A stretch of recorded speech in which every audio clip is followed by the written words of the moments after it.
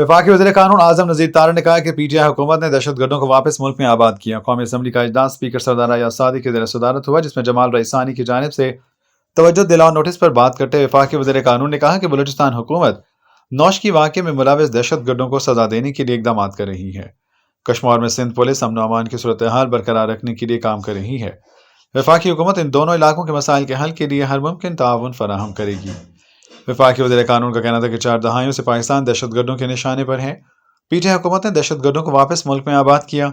रुकन असम्बली अली जान मजारी ने कहा कि कश्मीर में अमन अमान की सूरत हाल पर कौमी असम्बली की कौमी सतह पर पॉलिसी बननी चाहिए, जिस पर वफाकी वज़ीर कानून ने कहा कि सूबाई हुकूमत को वजारत दाखिला हर किस्म की मुआवनत फराहम कर देगी। आज़म नज़ीर तारड़ का कहना था कि अफगानिस्तान किसी दूसरे मुल्क के साथ कैसा भी ताल्लुक रखना चाहता है, वो उसका अपना मामला है। लेकिन इजलास के दौरान PTI के हिमायत याफ्ता अरकान ने कौमी असम्बली में एहतजाज करते हुए ज़बरदस्त एहतजाजी मुजाहरा किया। 2 नौमुंतखब अरकान सुन्नी इत्तेहाद काउंसिल और इसके साथ साथ सुन्नी इत्तेहाद काउंसिल के पीर ज़हूर हुसैन कुरैशी और सदफ एहसान ने हल्फ उठाया। सदफ एहसान के हल्फ उठाने पर JUI के अरकान ने एहतजाज करते हुए कहा कि JUI ने सदफ एहसान के नाम पर एतराज़ किया था। सदफ एहसान का नाम मखसूस नशिस्त से JUI ने नहीं दिया था। स्पीकर अयाज सादिक ने JUI के अरकान को जवाब दिया कि मेरे पास इलेक्शन कमीशन का नोटिफिकेशन मौजूद है। इस पर मुअज़्ज़ज़ खातून रुकन से हल्फ ले रहा हूँ। नहीं कर दिया। पॉइंट ऑफ ऑर्डर पढ़ ले। What does a point of order? No, I am not going to be browbeaten by you. This is wrong. जी लॉ मिनिस्टर साहब बात कीजिए। लॉ मिनिस्टर साहब का माइक खोलें। लॉ मिनिस्टर साहब का माइक खोलें।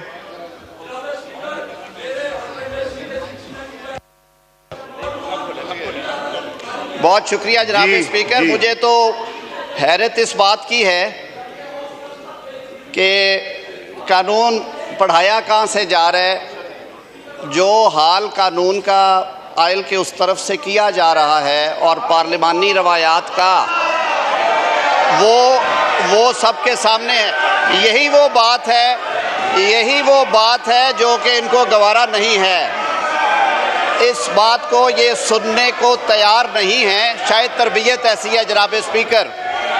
मैं सिर्फ इतना अर्ज़ कर देता हूँ कि फर्स्ट सिटिंग अभी जारी है और अगर आप देखें जो रूल 60 पढ़ा गया उसकी क्लॉज 2 मुलाज़ा फरमा लें। The president address may be discussed by means of a motion of thanks move by minister for law justice parliamentary affairs and seconded by any minister और मेंबर।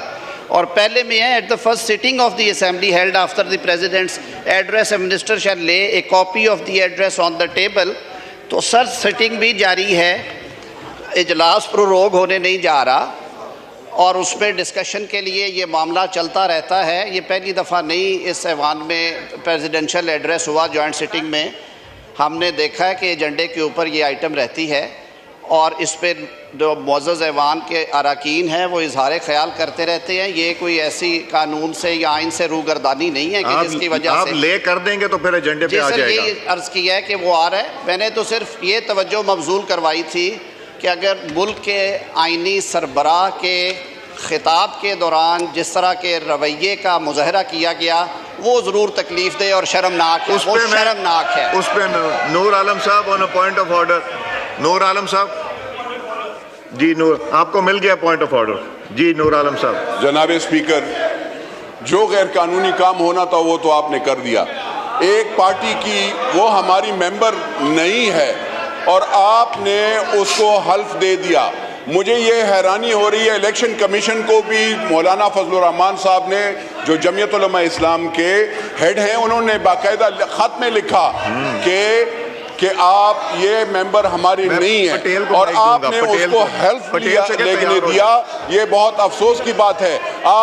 आप सर आपने ये गैर कानूनी काम किया है और इस पे ना हमें नोटिफाई किया है आपने, ना वो सुप्रीम कोर्ट ऑफ पाकिस्तान में उसका केस चल रहा है, तो आपने कैसे उसको हल्फ लेने दिया?